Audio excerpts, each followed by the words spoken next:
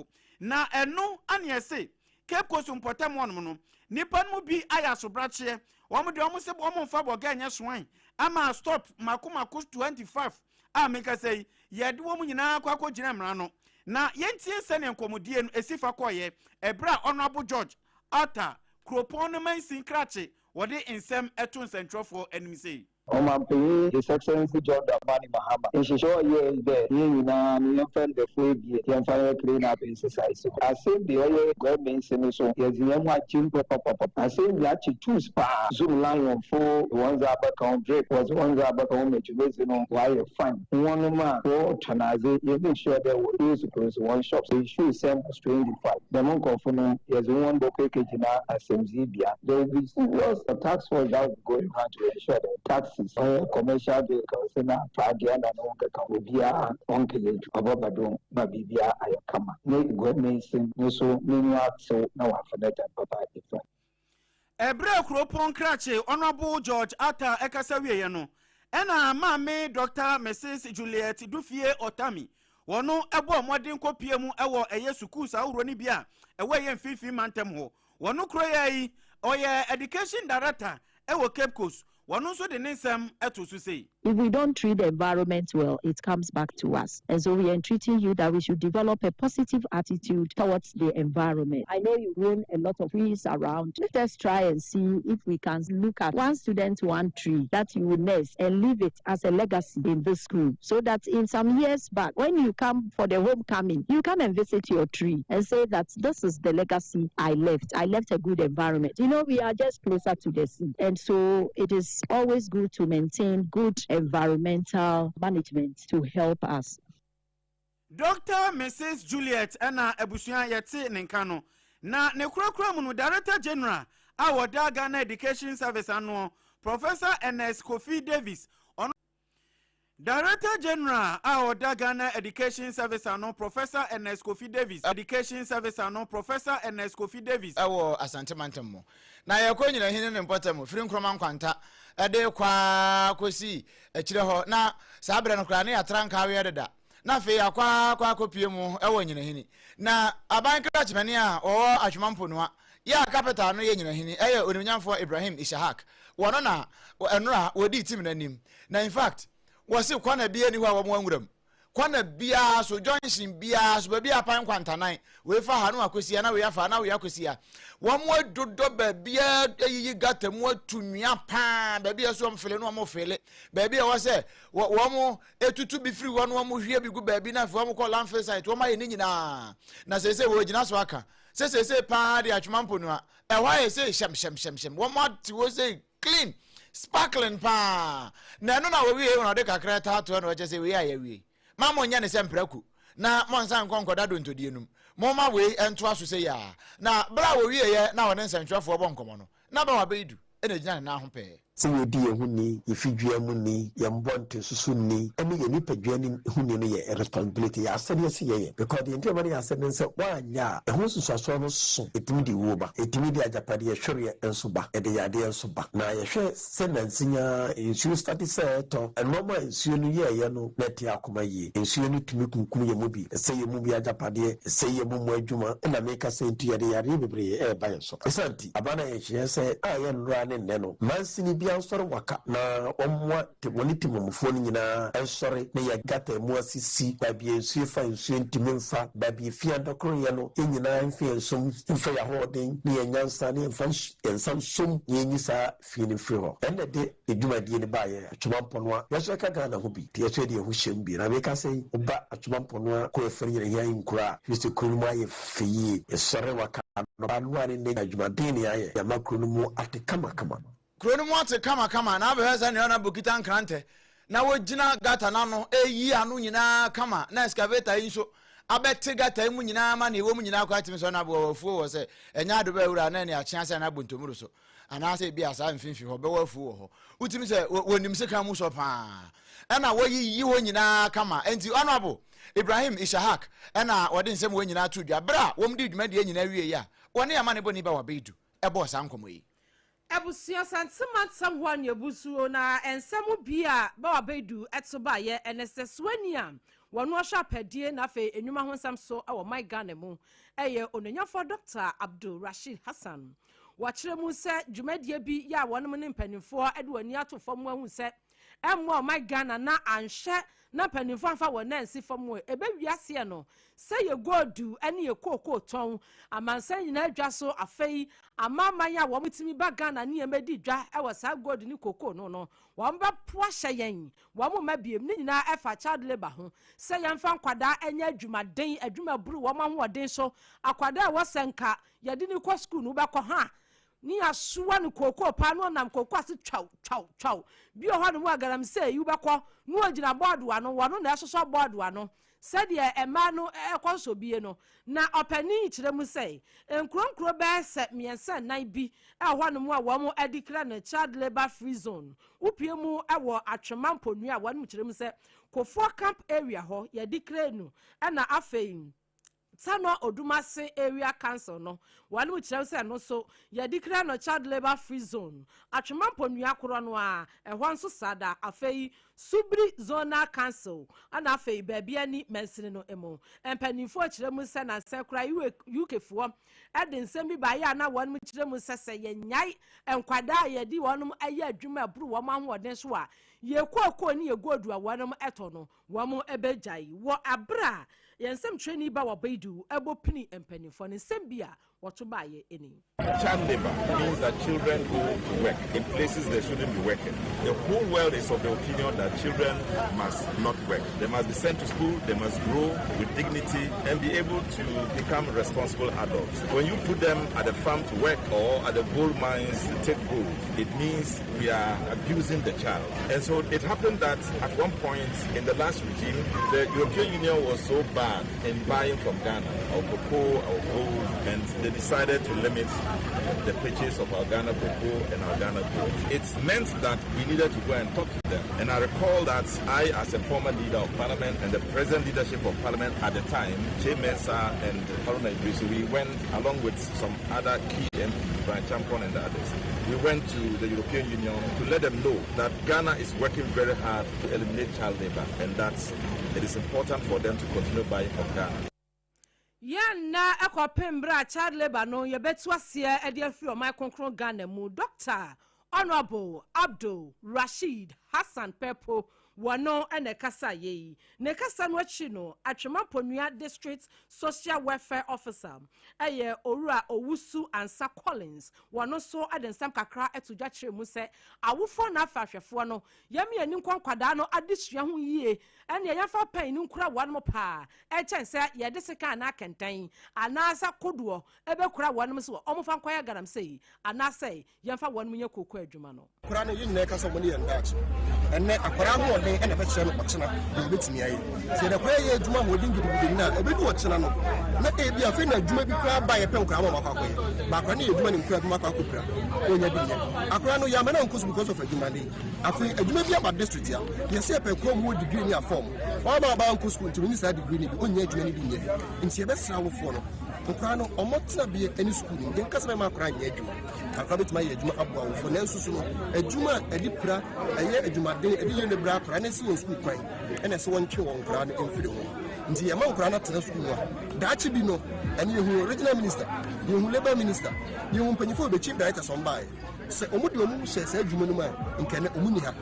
nti ebe ya ho ho ase ye be di emara ne so na ochina bi no ye person regional minister ye pe even the president ye bit menya bi awon kofo kam ye benya bi wotano dumase jira so ni nkura aka ene ni ade a ye sra wo fo nse omoma ye nti ase na daachi bi no enya mfaso bi ewo so ene said Ghana ne kwane de se wo gintete ewa adesua mu ade at least you can get no ene yes first degree no o enti se ne wa mia wani ama bankuta sa first degree ni bi de what ye padwuma ahwe ye kura no a ye bodi ana kyerese ya monchem ne krata na ne ye de atobolem ye se emfaso bia eni so opani okasa ye ya atwemamponua district social welfare officer Owura Owusu Ansa Collins eno ne yensem training ba wabaidu edi nkomoyi na yentu aso yenkopie mu ewo eye amanosemu Liberal Party of Ghana Penny Kwanchefo da eye amanyokoi ano eye yera Pacific Kofi Akpalu Percival Kofi Akpalu open ni brof din de pa na eno no de aba beto dwa kire mu se abanya wati su yi se Ghana fo ntimi nka na asem adwuma ye fe na adwuma obehye Ghana fo obo se moto aba ne de ma no se na tie bia obetimi akom na wayi nkache te se na sabi abo abreche de bode hu yi kache woni dodom na wa ma adwuma ba be pie mu Ghana na mabru bia nya adwuma ye no sa abanya wote so okan ne horara ahodin bia nim ade ba ko ye Kofi Akpalu ya npo kra ne se ye kese wose se Ghana ni bia ntimi nkasa bio menya Ghana ni ana eno ni nsem bisa obi a bisa ezan se wonim na obi wa no na okokan ban we asem ansha wo ba me ya chewo eno nti ni nyina ya ade bia Kofi Akpalu chese ha adwene ebra so sa wo sa ban ne gi ankrankra adwene ehwe kwan betimi afa so aboa we di na adwene ba odoma nkoma de bakakra na abaka de abakakra na afa me so me de aba beta to kakra na bia chese ebi kra eye safo de mpo de beba ne mpokra de mu nhye da nya drusa nanso ehu afutuo betimi aka ho bi de aba ni nyina Kofi Akpalu se aban trase age sa adwenkyere ya eye ade betimi aboa ne pa ama Ghana yakoye nim asensei ya adwene fa mbo aban na aban so ntie di amafo ka se de bia ebeboa because to say o mu se bi papa bi sia aban ne beje fans say bodubo ne sia aban ne bebo no it so eti aban no show allow people to bring innovative ideas now sim bi de boy ho bra say bi Ghana for so mo asese mu koyi obi ahoton e beto awo but what I say go bi am pay how do say ne mo sa amafo asese man koyi dia o me ye dom wo so o me to chaw aban should think about those things say Ghana for you can't take them for granted more and one to more o me di no show when we be so say o kan ya kwatun di obi an kan ya jaw wa dwen say bibi koyi by time we ba ho so no we photo di dem mo makwa ma no for kan mo asema u fa bi o no ya dey na o de abobra eni ayati yi aya pani kwanchefo a woda Liberal Party of Ghana LPG Kofi Akpalu ena yati se wode nsem yi edi tudwa wa santima ntema ya mani boni bawa bedu ede besom yen ohun asama Kofi Akpalu kan ebi na kwapanfo kan yo kwapanfo asantima ntemu ho a wo mo se wo mo enipa e wo ho wo mo do so pan o he koko wori nie banche wo mo nie bode wo mo nie wo mo na video man no nanso ekwan a wo mo fa so ede bode banche koko yankasa mu Ghana yesesa wie de kwa amanone ni akoje sika bete millions of dollars ni ya de aba man Ghana mu ni ya beche di sai wo mo ho ne efana afriba enso kwan no amde koko ne fa so ba kwan ne nya kwan fon pa wo manam so nya asem kuma eno kra nkamfua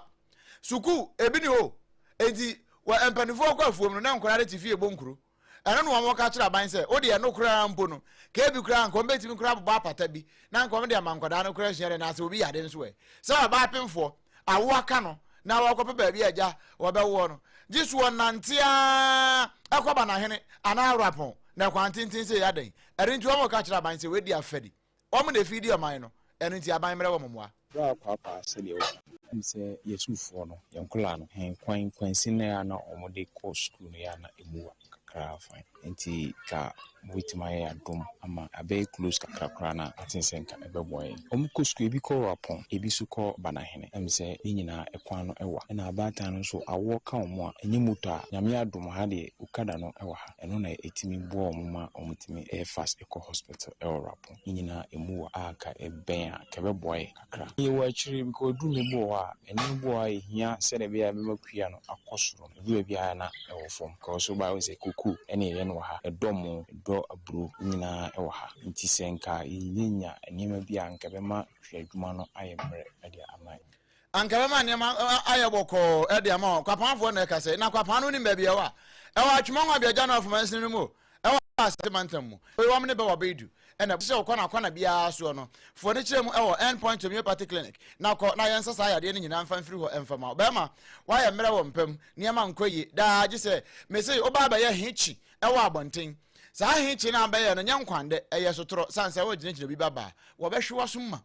me pa cho moden na fa woni chire mu ewo endpoint homeopathy clinic na fe yentimi emo ne nyisa wa ha no nyina mfi so awo na ye ma no ye babo mama mu bi na bia atumi aye fine asante mantam wa ye gina ntine wonko kro no mabo hia na fe wonko ja ya rehwe mo bankra ha de a aya Spinters Road share signboard ho ne butu Dr. Edibu atense bia chire wadwenya na person ne bonko mo ya friend 0244 867 068 0244 867 068 and afi 0274 234 321 0274 234 321 Haji special local food send wabie waya aduane ni nyina wie nti momra na obia medidi Haji special local food odi ehwe peja oti sei na hwe ade odi ese efra wo pon kra peja oti esanse wo pon kra no a obaji wave no na ade akọ haji aho na akọ akọdidi kama pa kantan ni nyina so sanse aduane papa de eye haji aho ene ekodi no hwe se oduru haji special local food sa aduane papa bia wonim die no anasa ne wonim ne din no ebi wo ho eno nti okọ a na akọjo de bọkọ ebi asa abre yapo ansode ye ne okọ asore wo sa ye pa wabre unya ya nka utifie ya woje wa humi ka yemfa aduane ne mrew oh okay ene ye free number C 0246 359 921 0246 359 921 and 053 0594 797215 0594 797215 na fe one yen abo enkomo ne santi unya sa onum kasa na kire menu water udwiri asabe on kansem hunu ano na udidi wi a sani ahoɔden aba o mu nti utimi ne ya adwumaden pesika adehwe wo ma ene wabusu nyina esansa kasa na kire menu water de eye nsu papa krogen ni asem ka bia ne akiri wononom bia ekoyie pa na ano me ka kire wo se ensuo ye to ye man kran yiri ye ebinu mu twa nsuo bi won kran ha wo mo warehouse nkomi agi ni nyina abo so wo mo nyina akọ bankrupt wo mo agi adwuma ye jesu wo mo twan me ekwa fumigation wo ho ekotete mu ma na nsan ye nra ye clean up exercise ena mpanifo de wo mo ne ma ikotutu mu kakra ma wo mo afi ase nsuo no mu kura ete kakra kasa wo hunu bi sa nsuo we ya making wan hwe ye na akwaji bi na akononom se ekimu e de asem kase na bebre wo na nso so ononom kasa na kire me nwa wata ensu krogen na ho atimi ato ne santi dwumade bi ya wudi ya wo hia nsuo wase no e ya no wa frɛ yen wo 0206 469430 0206 469430 na oni ya kasa na fe de bi abre osa na bibia atumi aye fine me pa cha wo ba no diaper ben na ade bono ya memfa nkrofo diaper bi no ana no Ghana Standards Authority kwacheche yese enye papa no ebo akoda a ubehuna ne to ho nyina honhon na papa na ye kuro bonza akoda no wontime ntena simpo no wawea da bia na wo hye wachi saa sansa ne to hyehye no ne to ye ne ya ne to aye kuro ne to ho nyina sei saa de no gyae eno wanhwe yi a oyo ba saa de no a enye ninti no bonza na mana kwasu akuma no na ho nyina ye something which is the be man so a bonze ne bema no akoda ketekete afa ne atwa ne bema bonze ase nkomi bia ye ne ho saa secret na mde ama wo no jai saa diaper na se woto no jai on se ha akoda no obepupu kuro mpo a bonze woti ne ho saa onya hunu papa no na we Ghana Standards Authority FDA wo mo age atum se saa bere ne nyina no na ne owo ne nyina no wo mo fa standards no na eye afa na papa no aba na wo ne packaging kura no a asa mo anto bag baako na papa absorbe etwetwe nsuo no nyina free mu na sanso agya hwenhwen bi dia akoda no to ho eno a ekita automatic perfume powder je se bo akoda no to ho powder nyina na eyi na free sa ha nyina ya kyerɛ ho perfect baby diaper baby to na ekoyie pa we no perfect hygienics limited wo mo na de aba eno ntinya na o Ghana ha ba bia ya hwe Ghana hwe da ne so ene ye de ye se wo pe bi na watu aton sansa wo ko shop wo na wo akoto bi na bi ni ho a gi number ina fama no 0531 099 889 0531 099 889 anasa 0303 957 965 na fe one yen abo enkomo ye toa kase no eso Abusia ye toa so ne akoya nim ewonsam foforo mu amanyosem ane ade wudru enroda na MPP amanyoku osunu kokuroko wanom ekwato aba won peso ahodo so a wo mu yi mpanifo a wanom bedi mpeso ano anim na upiemu ewo menhia south wa opani a wanu nyina adwe ko benkro mekire tria hene ne yesi ahenefo no delegate no epesa wo yetitirani edema wonom eye owura Peter Kwaku Asamoah wono ena sese de womayi no ewo menhia South abaton pesua so MPP amanyoko ni dim se wonye chairman wono amude powder gu ni suwie ya no so wonsem ka ensem kakra wode so Alex Kwame Redu Eda enu sagie na fama sompa na ja mo fama ba bia obi antem nka ne sei bamba ba mi meyi obi mfirim wase tehrete mienu ka bomu a panifo sa ye bopeme entini wo mo ma ba ye bi ko nyina no wo bobo wo mo nyina no okuo nim ni wo matumi adwene kuo no da ache said ye be ya 2028 wo betimi akutiri power no every NDC amanyoko no ensem wabra owura Peter e kasa ni nsem bi eni yes you say ayagi but all say yes fear delegates the two abani we ni hu mu kakra but enkomo eno mu di eni e boy sha o mu say adwuma betuma ye ni I believe say o mu di o ma to ama ye ni pa 11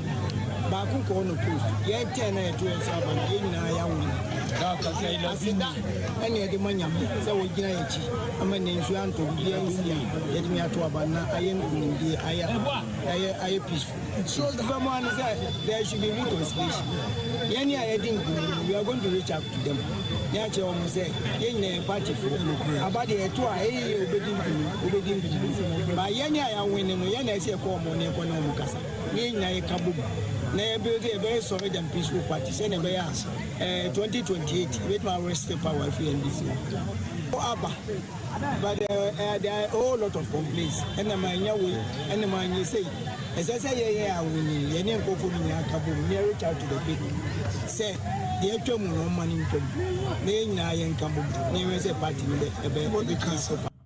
Chairman asam ne de yeti awapa fotuo nsu omu ankasa de mu adini de yanyam wo mu ninkwa na mom de aka no yanhwa ne mo de aka no ban se mo pese mo wi ni 2028 nko ade a watimi wakame wa amame we no munyi ni nyina kwa emfiri kuanim chairman okasa ye chairman na wanu mayi ni foforo kora e wo menhia South abato mpesua so MPP amanyoko ni dimu owura Peter Kwaku Asamoah ne tie ye no ne kasa no achi no opani akwasi yabu a wono wo special aid edema lawyer bafo ewa ya wono wo ye menhia South MP wono so akasa bi owura kwasi yabu ano no ne sem oka ye nyina wo bonitia e kire mu se de wan mo be ye ni nyina no e ba be ya de a 2028 wo mo de bebo Dr. Alhaji Mamudu Bawumia on Frank Akurani said de be yo mbe wi ni abano ena we ni o ye pumba ko ena odi awo ena ye ko ye mpefo a on be di party n'anim na etimi akokondin for 2028 eti NPP na edin kunim was asumbe aba Menhia South eto aba ni BNC bibiara oto aba ni biara olusu biara no enye be kan ho abo ni aye adwuma as party so they be at 2028 ye be adwuma den atai yenye epanyi Dr. Mahmoud Bawumia echi etime bodi akonya no eti enumre de enije benye enije mroso ye pese be kasa twe bi atia obi NPP na ewini because there's peace here at Menhia South inteno ne de asida emanyame openi okasa ye special aid edema lawyer bafo ewa ya wo ye mrahye bedwani wo Menhia South abato mpesua so owura kwasi yabu ano no eno ne ensem training Alex Redu Eda ekasa ye na ye wompo ano de anuamu ani ebedi agro MPP amanyokuo abato omotu yembi na asensa to hode ne de enya amaso o wo mo de nkrata fi eye asemdi bia de akwakoto sese gbam na eno nam so ama delegate na wa ya asensa to no ena de aba beto dwa chem se no krani nyame anum nie omani nye kiti sei adenti ana abato ayeto a wo mu nyina nim se ye internal election na nkrofo bi a wo mususu so mu fi eye party no atena kesie mu aba na fo mu de eye tabo e de aba beto so ekuoma na omadwa line no emu nsem no omo ha wo mu de to nsentrofo anim no ye twi bi gwa ho ma so sei What a beer baby or say free JFK into only team of any propaganda beer and tell you no and I didn't say ever say let us say same committee same committee or more secretary one person who I since out and young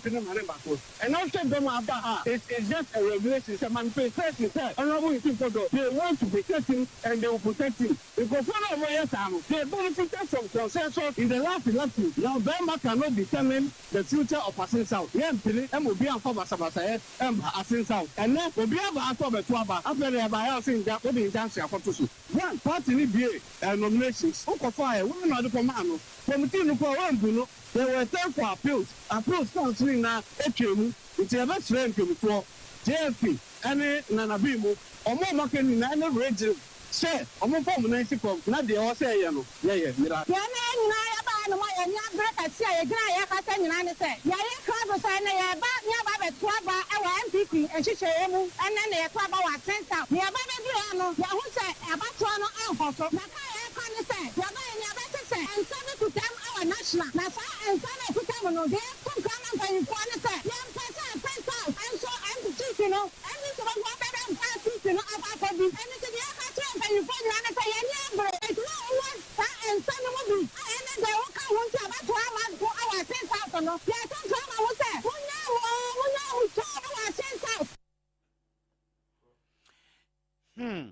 Asem na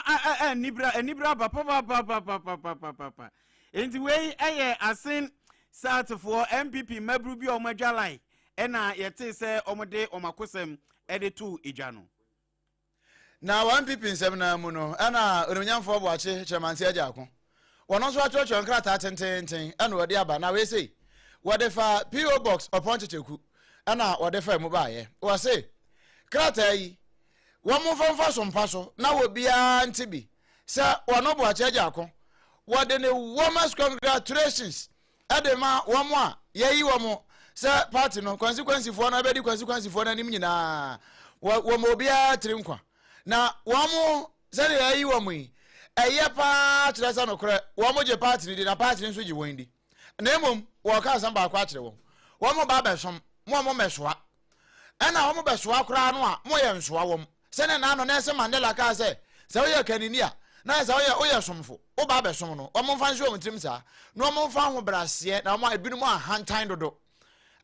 bo cheja ko se party num se ne ebinu mo ya ahantan aso brache wo ka womo asema nka we wo ka no krampo no ye ne mo wo kwa ka wo se ehwobo ehwe ho abo wo se won de wo ka kire wom so womo nim no mbesua wo no mo betutu wom no na se womo so womo aye incumbent na womo atena so no se ne amo ho sem na no womo betena mu dia na ye danto asene ma na emom wo ka nyina no na wo ka de ache se party ni won nhyehyeye womo ni party so kama pa afei womo so a eja bi ka se womo ko ya sanka na no opon ko assemblyman ya etefa aso yi wo ka kire womo nyina se kofodia se womo anya ma no sa kofodia na betu omunti etu omu se ekurom na wo ka de ache sa afo ni nyina se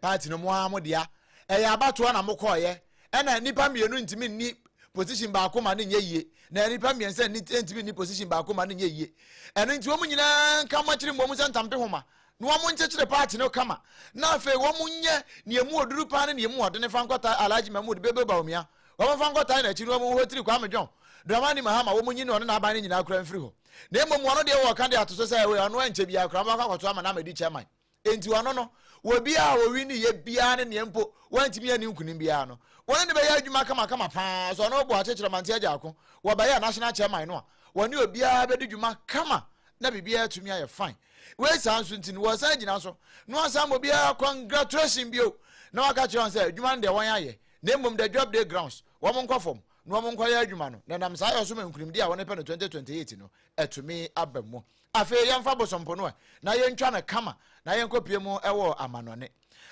se mu ba bia yakogine enra ye de batu wanim anopa ya mpoa ewo anopa no nsia kase ne so ene ye de batu wanim se ai Ali Kameni ne ba no a ye friend mo chitaba Kameni se na ansa ne wosie ni papa wo buka ni nyina wie ye se ka bia ama enti Ghana fo kra mo ne sun ye nyina no wode obi bia ase na emom asema wa kira ne se wo koto me wo fa so were wo so okokumi wo fa bi se me wo fa ku ni papa na John Trump de sune we share Iran kra one for ama Trump kra to be ama no na no na US officials no one more can dey akire ai Iran for say hey tia sane ya na mango dey be ka no was munya ne amoye na montie sompa se mo se mo ne ya won tokwa a wo de mo fa ntokwa ne mra na mo de na akoye te se ne a mo intimi mo ne ama e na ato mo ne atase e na mo se ship na straight of Hormuz ne so a wo de hwe de esi we yo we sa FS 313-02 wo ma to bomba bom ahye no na wo ma be ka mo ne America fo na anya we wo ekra e ko Finland na Finland ya ekwe na makoto bombo atomu sa ne ye no na ntokwa from wa na mo wura fi gura sa kaka ho na atasatase anya mo won de wo ka kire wo mo say wo munya ne wo mo ye no na wo mfa ntokwa ne mra man to man wo be ma kire se wo be ma na ja sa de na mposo etoto bombo egu nkrofo ship mu no we ye won ya America fo e de akoma Iran fo a ye gina so na ye de kase no ni nyina aba na wie ye end point of your party clinic Hajia special local foods and afi perfect baby diaper wo mo na ta ye chi e ma ye de nsem no ebre wo na ne santi ensem a wo mo de sikata akiri akototwere nyina de abre yen se ye mfa nsom wo na awie yi no na poso bie ye de besom wo no ene se odum jejumeko no ebo amane akire mu se ejabi ato warehouse bi ewatema community 26 ya wa musu sa warehouse no eye ensa na gugu ankura bebre mu ene wo honom na adekodie pote nam so meja ne ba ye de kopem bra wo mbedum ne kura wa mo ebe tuja na wo mfimfi mantem so shops makomako aduonu num 25 ena meka se eduom ko gina mra no omobone fosem o maye ne kire se aban na mienu odisi wo se yemprapra monten so ntiti ya gatamu no omode omanfo mo hanhim onomanyamfo Ibrahim Ishaq se atwumampo ne adom ho hyem na se ne yagwata mu a na emunye emu ate no ukokokura atitomu a obesan de atrafadi Onyenyefo Dr. Abdul Rashid Hassan Pepo ayeswania wo hwenwe adwuma na afa pedie ho samso wototo sra Ghana de hye se de ye frɛ no child labor no yenyi nyina kwa esase wanum declare child labor free zone ewo amanmu afa baabi a wo mu behwe amano etumi akoye wei NP na eka ho a ewiabremu ye tena se ye de besom se premtobre kase a wei eye kase etoso mienu enwumre ye de ne twato e de ebebremu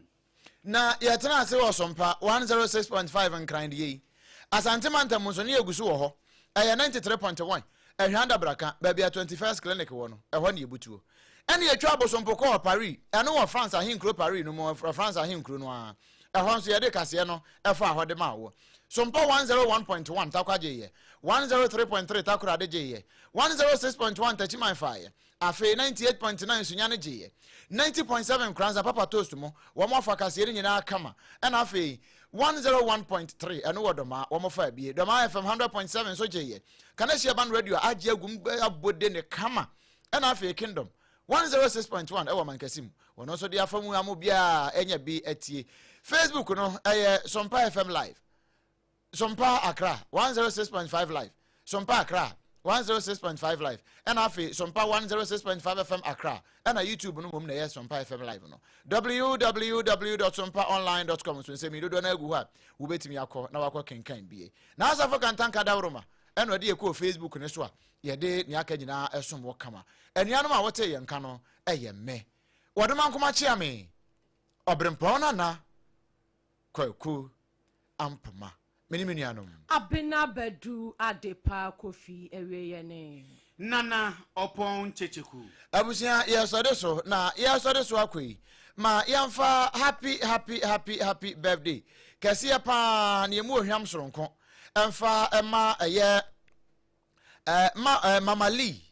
mama lee oye member ewo adofo enkomo platform no so aha na we no eye Mr. and Mrs. Opon Checheku and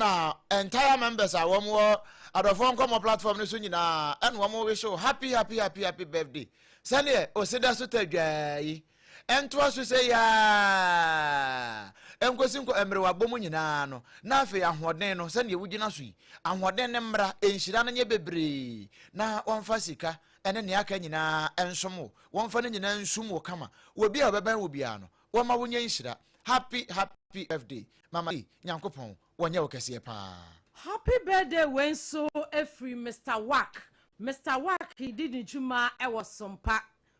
Kumasi sports team no waka ho abi and was say yamfa happy birthday yi enkoma AC Patricia na Facebook ni so no Mr. Wack say nyankopon sha was say may God bless your beautiful heart na chese wakoma fe wakoma na fe pa